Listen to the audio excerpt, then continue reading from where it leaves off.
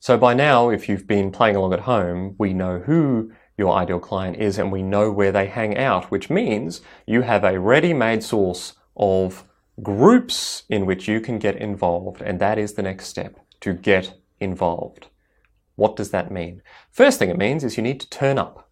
So if you don't know how to use Facebook, or you don't know how to use Reddit, or you don't know where the local Chamber of Commerce is, or you don't know how to get into a networking event, or whatever it might be, you've got to solve that problem. Go and solve it.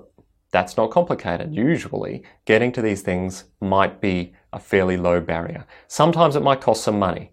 I'm going to leave it up to you as to whether you're prepared to make that investment. But particularly online sources, the barriers to entry are very, very low because you're probably already online, especially if you're watching or listening to this. So how are you going to go about getting involved? Look at your list. Get involved in all of those. We did 5, that's not a ton of things. Get involved. Join a group, follow a company, get on a platform, learn how to use it. That's what getting involved is about. But what are you going to do then? Remember, it's known, liked, and trusted. So what you need to do is start engaging with people. Comment on their posts, shake their hands, say hello to them, introduce yourself, just get to know people. Literally talk to them as if you're at a family barbecue. Find out about them, let them find about you. Trust is reciprocal. So known, liked, and trusted. Trust is a little bit reciprocal. Sometimes you need to give a bit to get a bit.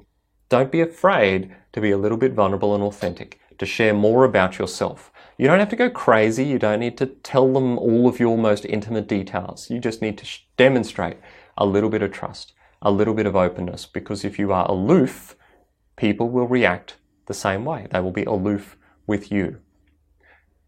Get involved by initially introducing yourself. Now, what you can do, of course, beyond that is then you can start to contribute value of your own. What I suggest you do for a little while, if you're not really attuned with your ideal client at the moment, is listen. Spend a bit of time listening. We've spoken about the importance of listening already, and this is another example of it. Listen to what they talk about. Listen to the things that they really, really want, or they care about, or the conversations they're having. Listen to the things that terrify them, the things they want to avoid.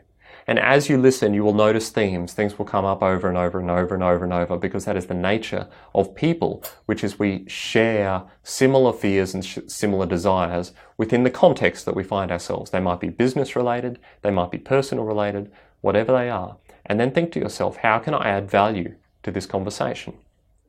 Perhaps you can do a short few paragraphs with your thoughts on some of those issues, just inside the body of the online platform where you might be hanging out.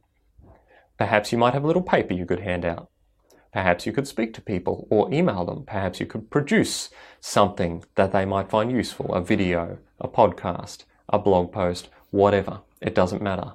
How can you add value? Perhaps the value you will bring is just by being comforting and kind to people. Do not underestimate that being kind is valuable to people.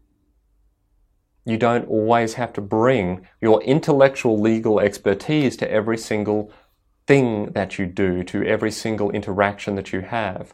Remember, known, liked, and trusted is not just about your intellectual legal prowess. It's about the relationship. Remember, relationship development. And I'm going to mention it a lot.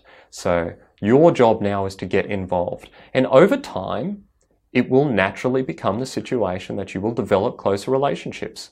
Yes, this is a simple framework for relationship development, but the truth is most lawyers overcomplicate it. If you just view it as relationships with people, develop them the same way you would with any other person, outside the context of it being called marketing. How would you develop a relationship with a person that you wanted to get to know better?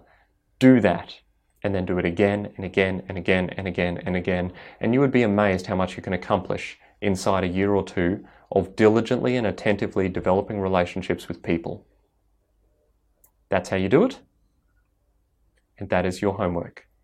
Go forth, begin engaging, listen, pay attention, comment, add value. Good luck.